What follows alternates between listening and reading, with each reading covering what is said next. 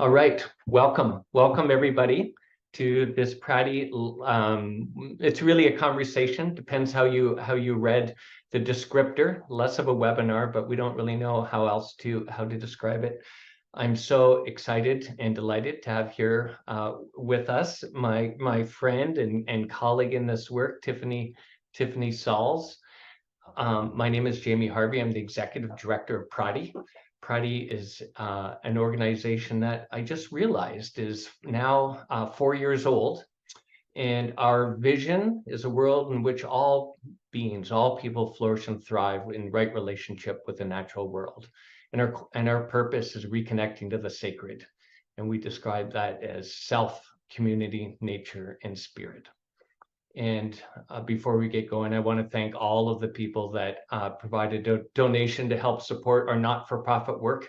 And I'm excited to get going. I'm going to introduce, in a formal way, Tiffany, which always feels a little funny with a friend, but also a way to honor like the incredible history and experience that Tiffany brings. So Tiffany Sauls is a board-certified child, adolescent, and adult psychiatrist who specializes in integrative treatments for mental health.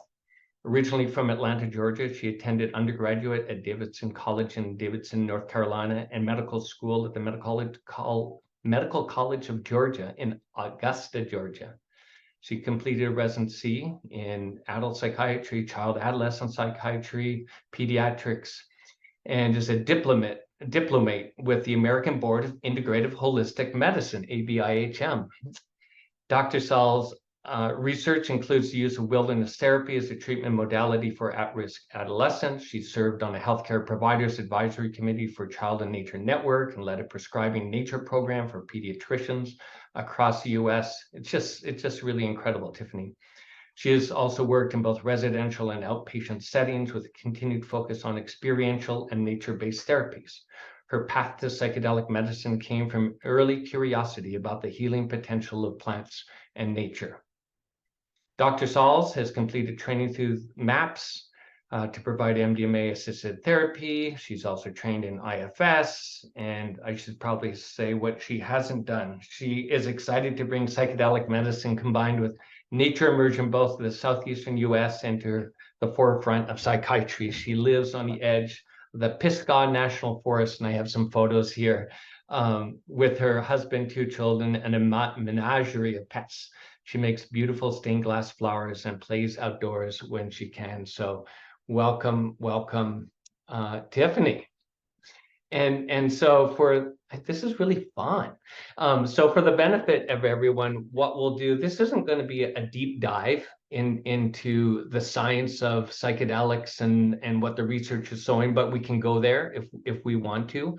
I think both Tiffany and I both bring some understanding and wisdom in that space. But it's really my hope was to show the beautiful work that Tiffany is engaged in at her facility.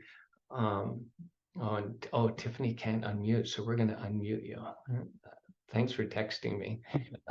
So we're going to share some photos and just have a conversation. And towards the end, or depending how it feels, we'll open it up for some questions and that's the way we're gonna hold the conversation. So, yay, Tiffany!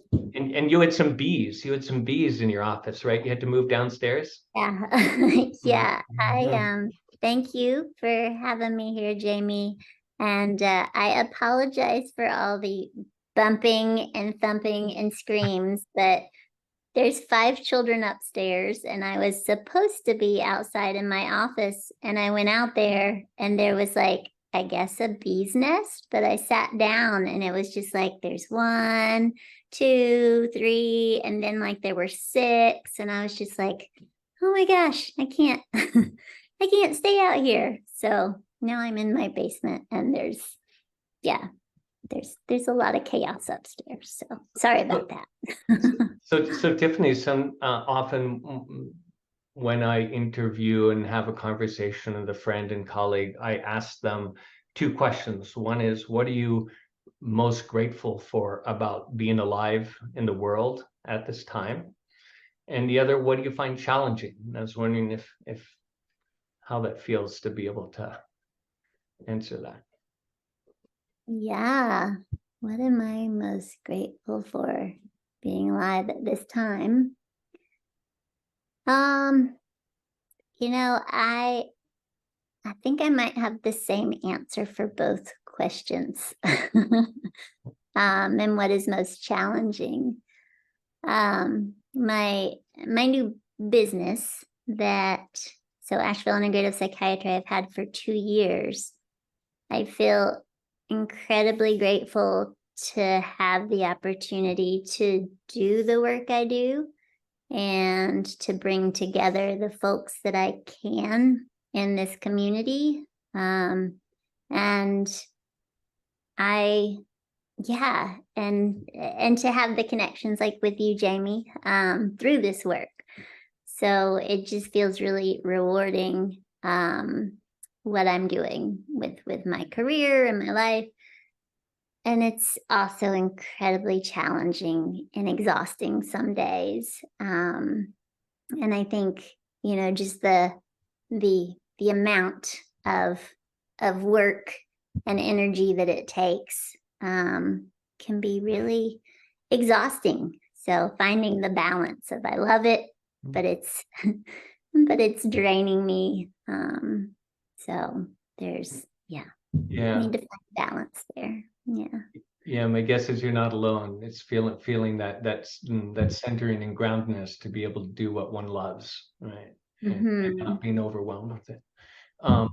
So this conversation was also a bit about integrative medicine, holistic medicine, and I know what that acronym ABIHM, American Board of Integrative Holistic Medicine, because my wife was on the board, and you met her when we visited in Asheville. But I was wondering if you could share a little bit about sort of your journey and sort of what called you, or just what was like deeply in your DNA around integrative medicine and what that means to you.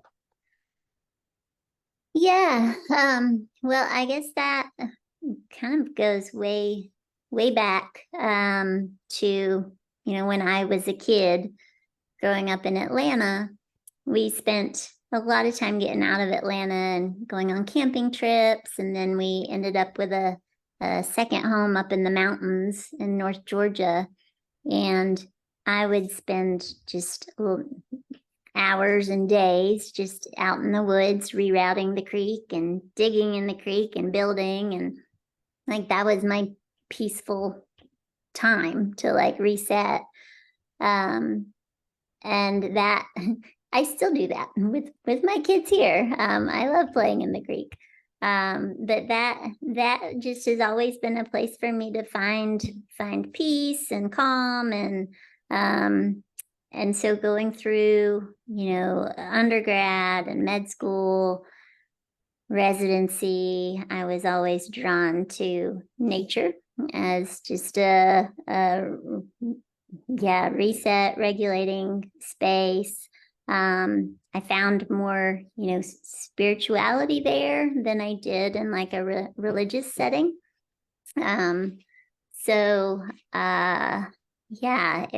It was my, you know, my place of finding like peace and calm and feeling most like myself. And when I went into residency, I went in for triple board, so pediatrics, adult psychiatry, and child and adolescent psychiatry.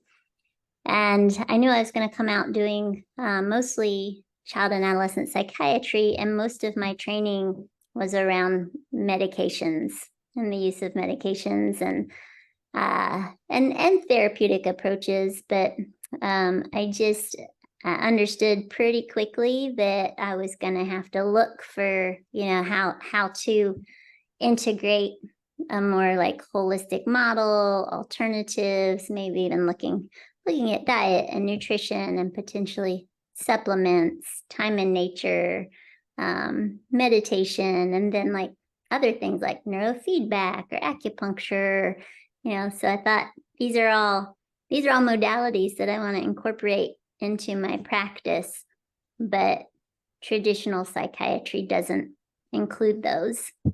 And so I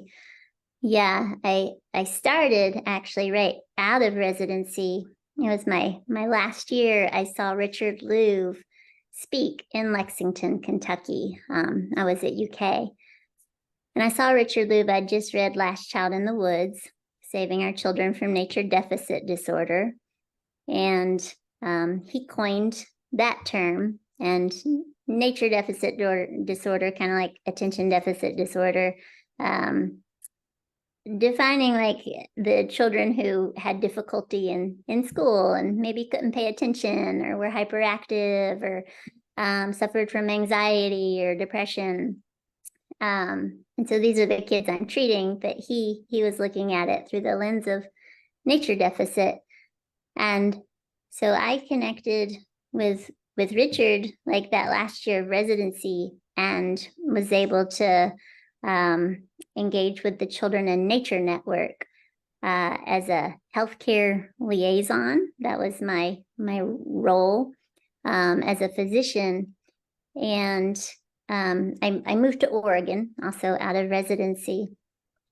But my work with Children in Nature Network, I helped establish the Prescribing Nature program and helped educate healthcare providers, pediatricians, and mental health professionals about the health benefits of nature and how to prescribe that.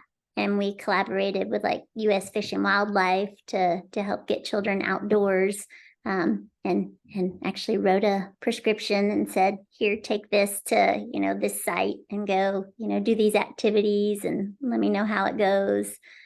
So it started there. And then, you were asking about ABIHM, but I think, I knew I wanted to like continue expanding the scope of my practice. So from nature to wilderness therapy to just incorporating more and more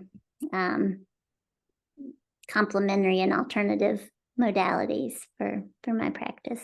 So what a goofy and crazy culture we live in, right? When we have to prescribe nature and do food prescriptions, and it's like this culture that we've created, and now we're having to undo if we're really wanting to support and support our innate ability to heal and grow and thrive. But there's so much that we've that's gone wrong, I guess, in our thinking. Yeah, it's just so easy. Even when you live in a beautiful place like Asheville, like there's so many people here who don't get out of the city, and there should be easy access here, but there's a lot of cities where it's a whole lot more difficult to find nature and find those peaceful settings. Right. There's that term, the nature gap, which describes, right, the lack of the differential in access to nature, and which we especially, it's more often related to socioeconomic or racial status. But yeah, that nature gap. You described the beauty of Asheville, so maybe we can go to your slides, because my guess is like everyone, or at least I was putting these together. It was really fun to revisit my memory of my visit there. So I thought maybe we could do a screen share and we can kind of walk through, and you can describe, your clinic and what you do there, and we can walk through that. Does that sound good? Sure. So let's see if my technology works here. Let's see. Can people see my screen? There we go. Yeah. All right. So do you know where this is, Tiffany? I shouldn't put you on the spot, but do you know where that is? No. Spruce, black spruce, is that black spruce knob, black knob, black spruce? Black balsam? Yeah, there we go. Anyway, not too far from your place. So a couple of pictures here to get people oriented. Let's see. And then there. This is getting people a feel of the land around your place. Hopefully people can. Looking Glass. What was that? Looking Glass. Looking Glass. Yeah. This is up where the ponies are, those horses are. I forget the name of it. North of Asheville, about an hour maybe. But so here we go. So what was it? A year and a half ago, my wife and I were looking for a bit of an adventure, and we have some other friends down in the Asheville area, and I knew Tiffany was down there, and I heard a lot about, or Tiffany had shared with me, because she's been faculty at a training, a PRATI training, and so I asked Tiffany if I could stop by and take a look. So my wife's an integrative physician, and she was equally excited and interested. And so sort of come up a hill. And what are these buildings here, Tiffany? You can walk us. You can, yeah. Yeah. Well, I guess I probably need to back up just a little bit, because we talked about nature and integrative psychiatry, but we haven't really talked about psychedelic assisted therapy. Yeah, let's do it. Let's do it. Yeah. So, because this is where, not just nature therapy and integrative psychiatry happen, but psychedelic assisted therapy, and that's with ketamine. And so my practice that I started 2 years ago, maybe let me back up even a little bit further. So in my studies for integrative, bringing in integrative approaches to mental health, I came across the MDMA research that was going on with Michael and Annie Mithofer, the phase 2 trials. This is 2018. And the results for chronic treatment-resistant PTSD with MDMA were just incredible. And I was working with adolescent girls at a residential program who I would say 75% suffered from PTSD, as well as a handful of other diagnoses, depression or bipolar or eating disorders, or just all kinds of stuff. And so I just was really like drawn to this research, and just imagining like, wow, what if you could bring MDMA to the adolescent population and cure PTSD, because the rates they were seeing were anywhere from like 70% ish of clients who went through the program no longer met criteria for PTSD. So I just thought this would be incredible if I could incorporate this into my child and adolescent psychiatry. So I started pursuing MAPS training and trying to figure out how to get, how to be able to use MDMA in my practice. But we're still probably a year or two out from that. So I was speaking with Scott Shannon, who is my mentor, who's founder of PRATI, one of the co-founders. And I spoke to Scott and said, what do I do if we're waiting for like 5 years for MDMA? And he said, you get good with ketamine. You learn about ketamine, get really good with it, using it in psychedelic assisted therapy. And then you'll be, ready when MDMA gets here. And I was pretty skeptical, because I don't like just prescribing meds. I'm not, medications are important and necessary, but I didn't want to just bring one more medicine, into the mix. And my understanding of ketamine was that that patients were requiring like multiple doses and maybe even like maintenance, and I didn't want to do that. Mm-hmm.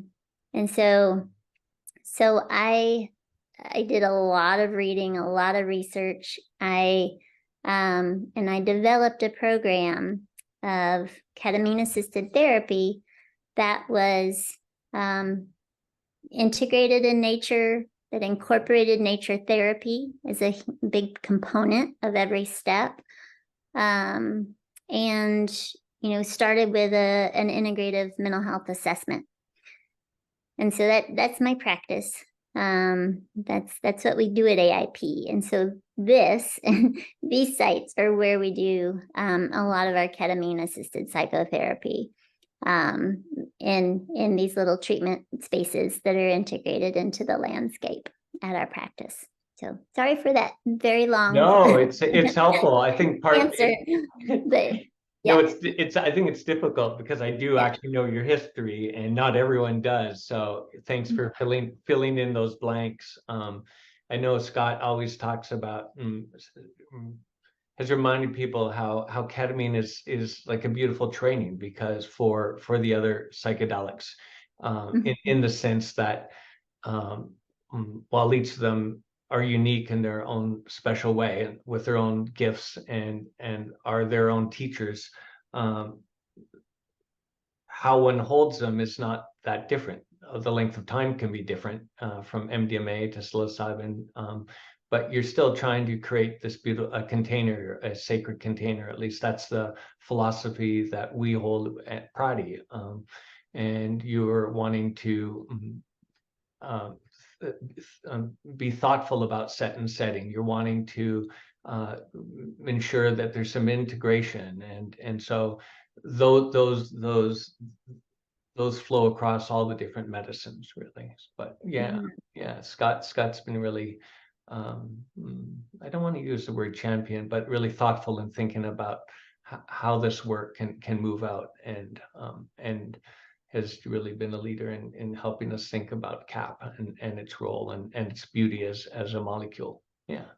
And so these are, can you share for people what happens in these buildings? These are CAP? Yeah. And maybe a little bit like how many are on your team? Like, do you have a couple of therapists, or are you doing the therapy? And can you walk us through? Yeah. Well, so the practice is, like I said, 2 years old now, and it's growing. We have it started with me, my office manager, a therapist who had done most of her training through Polaris for ketamine assisted therapy, and then I'd also done some training there, and then a PMHNP, psychiatric mental health nurse practitioner. So that's how it started. And then my husband, who's an ER doctor, and he had a lot of familiarity with ketamine and the safety and risk with it. And so as a psychiatrist, I had none. And so being able to move into the space of using ketamine in a rural, rustic outpatient setting was pretty much out of my comfort zone. So it was really helpful having my husband, an ER doctor, to help me with that part. So that was the team. And we've grown and have a full-time nurse now as well that monitors every session. And so from start to finish for ketamine assisted therapy, we have the original protocol I developed based off of the MDMA assisted therapy protocol. But with ketamine, I did 4 sessions, 4 to 6. And that initial recommendation for 4 to 6 sessions is made by our nurse practitioner who does all of the initial assessments, so med psych screenings.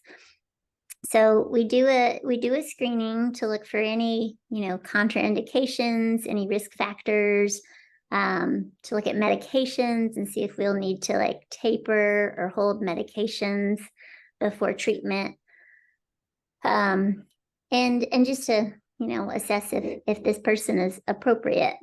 And so that happens. And I developed the protocols. I have a high dose, a standard, and then a low dose protocol, still 4 to 6 sessions, but based off of diagnosis. So diagnosis that we're treating, age, medical risk factors, history of psychedelic use, just a variety of things. And so we'll say, this person, we're treating this, so they should go on standard protocol. And then they meet with a therapist. And I have one therapist now that's on staff, a different one that started with us. And then I have 4 independent contractor therapists that will take clients. They all have practices elsewhere, like in town. And they've all done, specific training for ketamine assisted therapy, and have familiarity or a strong background with ecotherapy or using nature as a part of the therapy. So so after the screening, sorry, did you want to say something, Jamie? I was going to say that's the piece that I'm making the assumption that everyone's familiar with CAT, but I was really trying to tease into sort of the nature ecotherapy and are they trained? And so, when a client comes in, I think I remember you showing me like a path through the woods that you take them through, and I don't know if those are all your. So I'm trying to bring in the nature piece, like, because we have limited time, but I also want you to be able to share whatever you want to share. So I'm doing this little dance in my head, but it's that nature piece, and Oh, well, yes. Well, then backing up, like Erica, who's our nurse practitioner who does a lot of those screenings, she is very nature-based, and a lot of her intakes, even though it's a medical screening, will happen by the fire pit. So the fire pit's kind of down the hill and to the left. So she's set out by the fire pit. We have multiple spaces on the land to just be outdoors. There's some park benches set up over on one side next to the shed, which is an old converted shed. We have a trail that folks might walk even their first session out there. And in that initial meeting, Erica introduces like the importance of nature as part of this journey. And a lot of people are really familiar, and they're like, oh yeah, definitely. I spend time outdoors. I love going for hikes. And other people are like, I don't know what you're talking about. Why are you telling me this? So we have to meet people where they are. We also have people fill out NR6, the nature-relatedness scale. Which is available on our website. If people want to go, they can go to the PRATI website and play around there. Just need to plug that, but yeah. Yeah. So we have that as well as other scales like PHQ-9, PCL-5, GAD-7. So we do collect that at intake and then after completion of the protocol. But so we're introducing that nature piece at every step of the way, but starting with the initial med psych screening, which oftentimes happens on the land. So yeah, beautiful. Yeah, thanks for that. What if should we do a few more pictures, and I think people have a more complete sure. And it's just so that everyone knows, Tiffany has no idea which pictures I took or which one I'm showing. So it's not like we planned this beforehand, other than the fact that 2 years ago we took some pictures. So this is in one of those rooms, right? So this is where you do your CAP therapy? Yes. Do people journey in this space? Mm-hmm. Mm-hmm. I was in there today. Yeah, and that's Sky. We have Cedar and Sky. Cedar's up behind this big, beautiful eastern red cedar. I think I always get that wrong, but it's up behind our beautiful cedar tree. And this is Sky, the highest building on the property. I love those names. Mhm. Yeah. And just so people can, I took this just so people can see what it looks like, just even going in and out of the building. I know in Minnesota, the lack of insulation, which is where I'm based, and would be a little tricky. So you've got something going for you in a little more southern climate, but I do see some blankets there. It's a little tricky in Asheville. We're talking insulation this year. So yeah. So yeah, just another view, just really nestled in. I'm just loving the greenery all around. It was such a beautiful day when we visited. And this room, this building, and we'll go into that, but maybe you can just describe what this is, Tiffany. Well, that's the office. There were 3 existing structures on the land, and this is the one that's, well, kind of at the top. And then the treatment spaces that you just saw are like, I think we're kind of standing at one and looking at this. So, yeah. Yeah. And this, let's see, there we go. There we go. Our massage room. And just one, I want to do note that the color of the office is ocean abyss. And that was that was a color that my husband hated, but I love names, and I just really liked that you would be entering the abyss to go into the office. So, and I like that color. But yeah, this is the massage room inside the office. What I was appreciating while I was there is not only the artwork, but sort of the natural materials. And are those from a local artist? Like in the baskets there. It's so. I just like, oh my goodness, Tiffany, is like how you designed and decorated these spaces. It was just I was just taken aback with its beauty, and its how it just, even just being in those spaces, connected me to the land. But is there a story with those blankets? I mean, So sorry, the baskets. yeah, the baskets, I don't know. So our massage therapist donated a lot of that stuff and helped set the room up. She's a good friend. Her husband's the one that built those beautiful spaces. So we have pulled this all off with the generosity and help of all of our friends and family. So Let me, I'll move through a few more of these. This is, again, you see the nature, and I think of the work years ago. I was helped develop sort of we called it the Green Guide for Healthcare, or the rating system for healthcare that incorporated environmental health considerations, and it's now been widely adopted around the country. But a lot of the sort of credits or strategies to sort of green, if you will, I don't really love that term, but was based on the work of Ulrich, which showed how views of nature help people heal. Just views, and they could even be pictures. It didn't actually have to be it didn't have to be live, I guess, or it didn't have to be so I was thinking of that here. Again, another therapy room, I think. It's just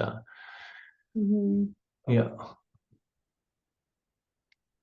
You can see, oh, who I recognize that person. a good one. In her summer garb. And this was I think you described this as a place just sort of to sit, and I can't remember, just was this more of a staff, or was this for your clients as well? No, so this is the back porch, and so we do have 3 indoor outdoor treatment spaces, cedar, sky, and the back porch. And that's what this is, back porch of the office. And we do sessions out here all the time. Those curtains pull so that it's private, and there's 2 chairs for therapists. And all of our couches are like futons. They all lay down or sit up into couch form. So yeah. There we go. That one gives more of a sense of it. another view of what Sky and Cedar, right? Yes. I'm getting to know them on a first name basis now. So, and this is one of your helpers, right? That's Josh. That's your the ER doc. Your ER doc, Yeah, right? and this is the shed. So this is another treatment space that we just don't use as much, though I love it. But Josh and his friends helped basically gut this space and then put in nice clean materials and paint, and those birch trees are from Kentucky. A friend of ours brought those down. But yeah, another journey space. Well, that's a journey space. Huh? Okay. Oh, Mhm. yeah. Yeah. Yeah. And this is now moving down into more the administration office building, and I think you do some groups. I'll share a couple of pictures, but again, for me, what I was struck again, just everywhere, the nature art, you know, the natural wood, everything. It just spectacular, at least through my lens. Mm. And you do some groups here, Tiffany, is that right? Yeah. So this is the dance hall / group space. It's just a really beautiful space, and we offer ketamine groups, and we offer groups specifically for our clients, and then we have groups for what we call like healing the healer. And so if you're in the medical field or therapy, or any form of healing arts, we do ketamine groups for that too. So that's where groups happen. Yeah. In that same space, different angle. Yeah. Yeah. Oh, and now we're back outside. So I think we may be done with that. Maybe we can stop the sharing here. Or should we stop that? We can, but it's a beautiful, beautiful country, and beautiful space, Tiffany. It was, what's my question?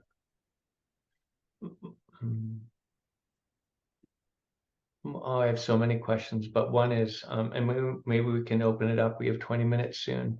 But I see Christy. Well, let me just, we'll open up for questions in a minute or two. But you had said that some of your clients were like, oh, nature, like, what does that, like, why are we talking about it? And I'm wondering if you might share what you think is going on, like why they might not even understand, or is there sort of a shared, do you see any trends of those types of people? Is it generational? Is it socioeconomic, or is it just random? And I'm kind of curious as well as to, after they've worked with you, whether you've seen a shift and a transition into what one might call like more of a nature connectedness. And I wonder if you have any insights or thoughts about that. Yeah. I can't really say that it's generational or like socioeconomic. I think it's just kind of wildly variable. I would say, yeah, we get some folks from up and down the East Coast, like DC and Charlotte, Atlanta, some from down in Florida. And it seems like if they come from a big city, they're not as familiar with the concept of connecting with nature as a healing modality, or as just a part of the process. Like it feels a little more foreign to them. But once they're there, they reached out to us for a reason. So there was something that was pulling them to us. They could have gone anywhere.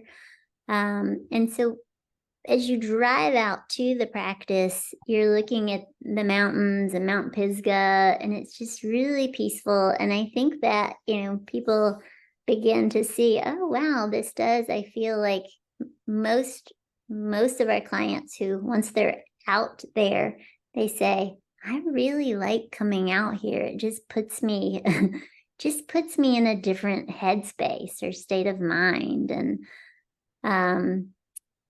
so just the process of getting out there is therapeutic. And those folks that do have a little more either hesitation or lack of understanding, we just keep, bringing back like, well, what, are there things in your past or in your history or things that, times where you felt like some connection with nature, and they will, bring up, well, I used to love fishing, or, sitting on the side of the lake, or I remember feeling at peace at those times, but that's been forever ago. And we just suggest like, well, maybe you could bring in, something like that as you're going through this journey. Plan a trip, or see if you can find a time to do something like that. And it's not always accessible. The easiest thing is to develop like a sit spot somewhere closer to home. And that's a good place to start if you can't get out to the beach or to the lake or wherever you found, some peace before. But yeah. So Yeah, no, it's interesting because I think like what you described, I think is part of that dance, right? It's about having people connect to that embodied feeling. It's like, oh, I'm feeling good. What is it? What are you sensing? What are you feeling? And also this idea that you have to be out in what people would call the wilderness or wildness, or of Asheville, but that one can find that really anywhere, even in a city, even if it's sitting and grounding yourself in a park to the ground and imagining the wildness. When we were chatting this morning, I was sharing how we didn't fully plan this out, but we did check in everybody, just to be clear. But I had shared how I was on holiday and I stumbled across a book, and it was from a Colorado author, Mark Betkoff, and Rewilding Our Hearts, Building Pathways of Compassion and Coexistence. I don't know if any of you are familiar with his writing, and he talks about, it's not about psychedelics, but for me, this idea of rewilding and reconnecting is part of stepping back into the mystery and finding right relationship with this world of control and science and so forth. But there's this quote, and it's like, our very existence depends on our paying close attention to all of nature and her intricate tapestry of diverse and magnificent landscapes, which is the exact opposite of what happens when we ignore and compartmentalize nature and exempt ourselves from being members of this vast and interconnected community. Simply put, when we feel disconnected from our responsibility as a member of sublimed and grand nature, we become alienated and we suffer. And I love the way he shared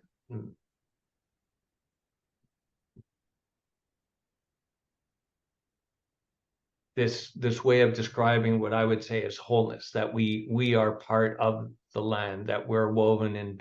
David Abrams talks about this, what the call of the sensuous, this idea that our language comes from the land. And when you look at Cree culture and a lot of indigenous cultures, this idea of like environmental health, individual health, community, like there's no such thing. It's just in the Cree language, it's being well together, right? And sort of this one. And when we talk about integrative medicine, well, many will say it's mind, body, spirit, and it's like even our language wants to sit and talk about the parts, right? And so our language keeps us, like, it's such this interesting dance, because our language, I think, kind of anchors us into our current culture and our ways of being. And so I keep wondering how we make this leap. I guess what I'm doing right now is just sharing all these questions, and it's not really fresh into my head, and I don't know if what the question is, but I was wondering how you think about nature and wholeness and health. And I don't know, or if that quote that I shared, which you probably, it's like I was rambling it out on over the internet, whether it struck a chord in any way, and then we can open it up for questions. But I would just, yeah. I guess I would say there's, I can't. Oh, I was going to say, well, I can't give you our mission statement off the top of my head, but I have my little notepad right here, so I can read it. So let me just 2 quick sentences, but our mission is to empower people to access an innate ability to heal through facilitating connection to self, to community, and to the natural environment. We believe that the foundations of self-healing are a strong connection to nature and an integrative approach to healthcare that embraces both ancient wisdom and emerging perspectives. So that connection, I think a lot of what creates mental illness and even physical illness is lack of connection in all realms, and to your community, to meaningful work, to nature, to self and spirit, and I think the work of helping people find reconnection in any of those is going to lead to more connection, and so that's the goal of what we're doing. And I will say, with psychedelics, again, my skepticism with ketamine, and I didn't want it to be like okay, you come back every week, which there's, that's necessary for some folks in certain settings. But what I wanted to be able to incorporate psychedelics as a catalyst to create deeper connection to self, to nature, and to meaning in life, and to spirit. And so that's where the psychedelics come in, or to really enhance that part, and with the goal of, then you don't need to continue using the psychedelics forever. You have these other things to draw on. So I don't know if that answers your question.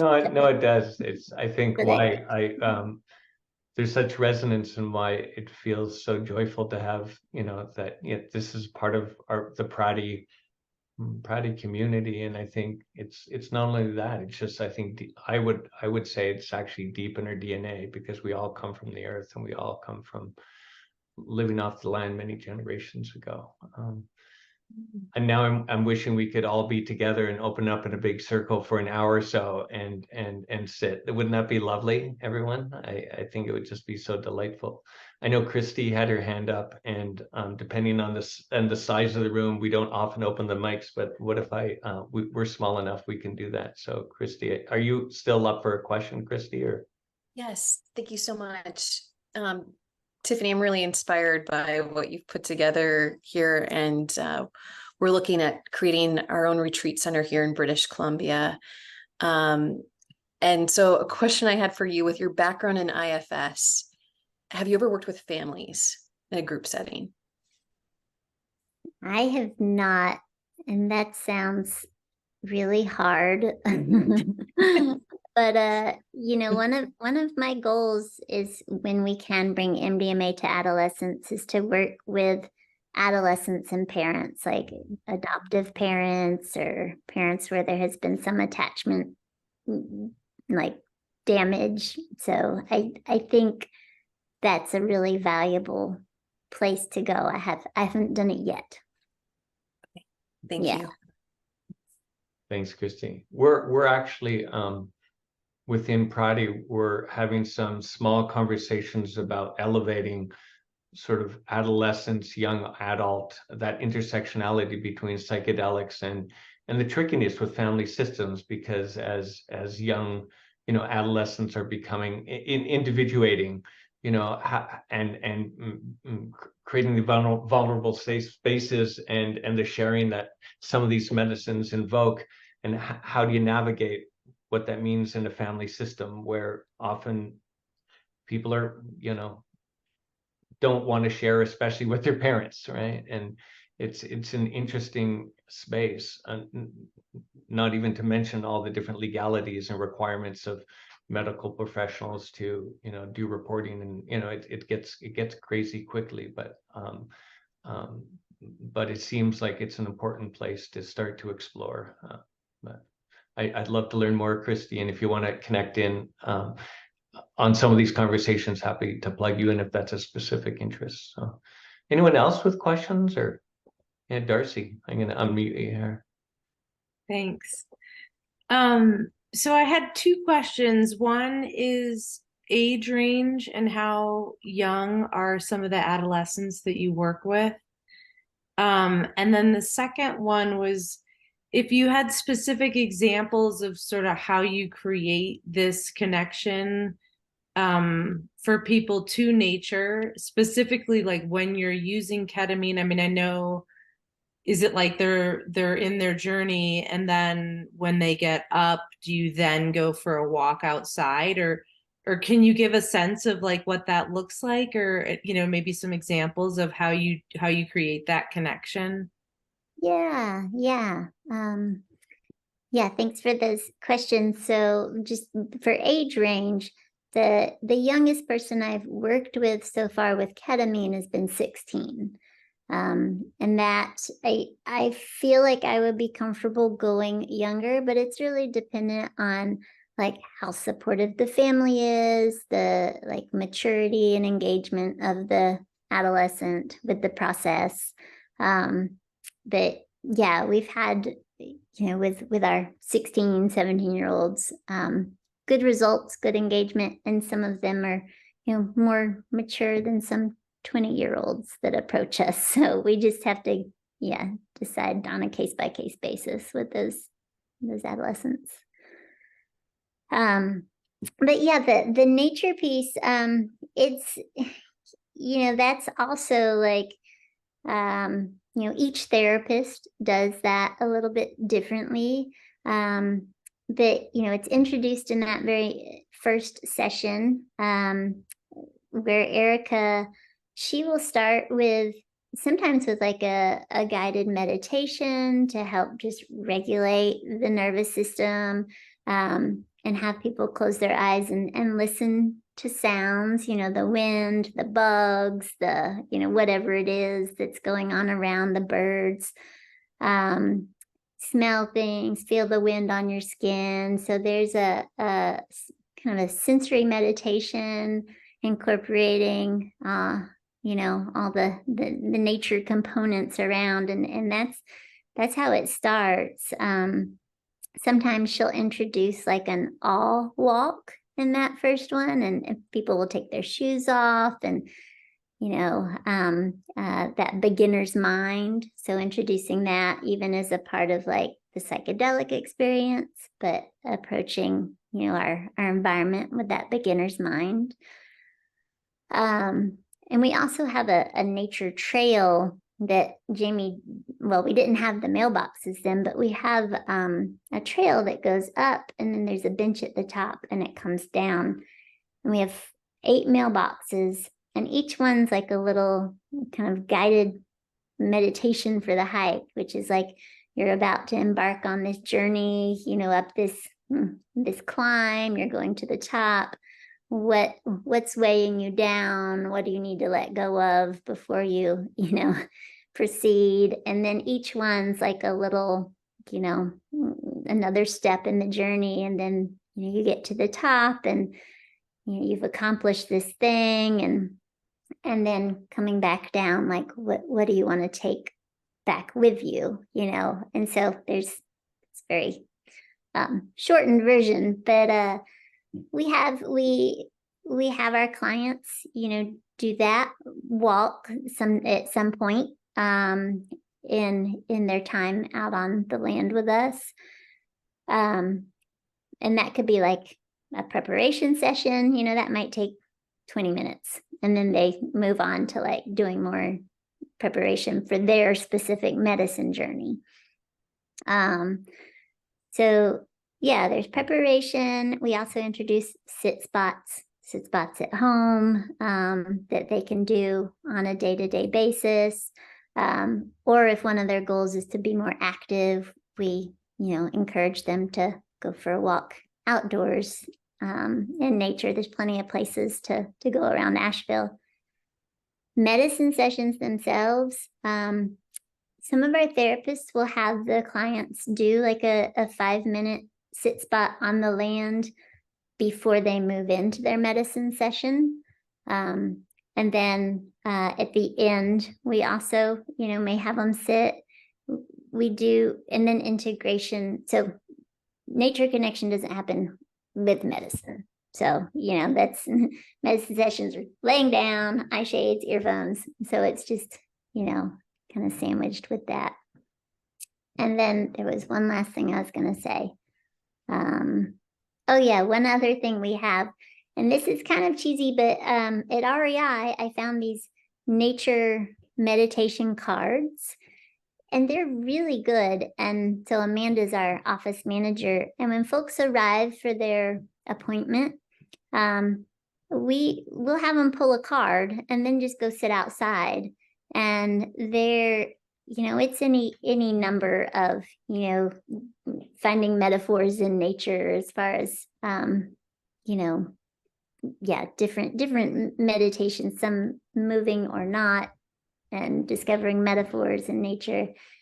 And so clients will pull those and go sit outside until we grab them. And a lot of times that's just a really valuable tool. Like they'll say, wow, that I needed to, hear that today, or whatever was on the card. So we just try to bring it in where we can. So. It's interesting because I think in the what the literature is starting to suggest, or at least there's that latest paper by Fortsman and Gandhi and so forth, is that it's actually just psilocybin that is really the only psychedelic medicine that increases nature-relatedness, is what it looks like. And not that others don't. Yeah. So anyways, I don't want to go too deeply into it, but that, and there's limited to none. There was one paper by David Luke, 5 or 6 years ago, something. I think you and I were trying to, I discovered it and I can't really remember, but, as with respect to ketamine, it didn't show that it increased nature-relatedness, but it doesn't mean being in nature doesn't provide, like, there's a whole body of evidence which just shows that a connection and being in nature provides a whole variety of health benefits. But as it relates to the medicines, at least that last paper by Sam and what's his name, Matthias Fortsman, was suggesting it's uniquely psilocybin. But yeah, we have time for another question if people want to do so. I know Tiffany's on the East Coast, so we can't keep her up too late. But do we have time for another question, Tiffany? Yeah. Yeah. Brandy? Oh, I have to mute you. Oh, thank you so much, Tiffany, for sharing your space. I am equally inspired by what you're doing. I'm a forest therapy guide in Colorado, and I am going to begin working with psilocybin, and I'm trying to just really allow the earth to kind of dream through me what that's going to look like.